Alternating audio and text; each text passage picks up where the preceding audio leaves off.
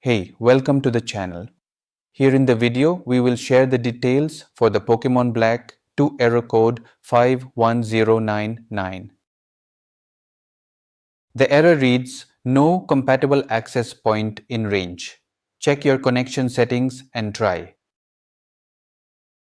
Before we proceed, I want to let you know that this is my AI avatar and some of the visuals in the video are also generated using AI. However, all the information shared has been manually researched by me.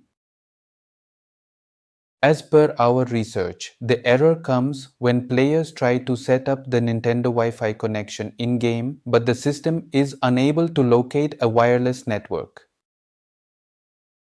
According to our research, this error usually happens because of an unresponsive router, incompatible network settings, or using a Wi-Fi network that is not supported by Nintendo DS games. To deal with the error, the first thing we suggest is to power cycle your modem and router. Simply turn them off, then unplug them from the power source and wait for a few minutes, then turn them back on. Once restarted, try connecting again and check if the error still comes. If the error persists, then try creating a new connection file. Simply go into the Nintendo Wi-Fi connection settings in your game, then delete the old connection and then set up a new one. After that, test the connection and check for the error again.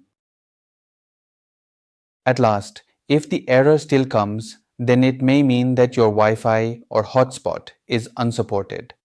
Nintendo DS games require a Wi-Fi or hotspot that runs on 2.4 GHz and supports 802.11b connectivity. In this case, try using a mobile phone hotspot, as many players shared that switching to an Android hotspot worked fine. Thanks for watching. This is all we have for the error. If this video helped, don't forget to like, share and subscribe. Have any questions or issues? Drop them in the comments below. Thank you.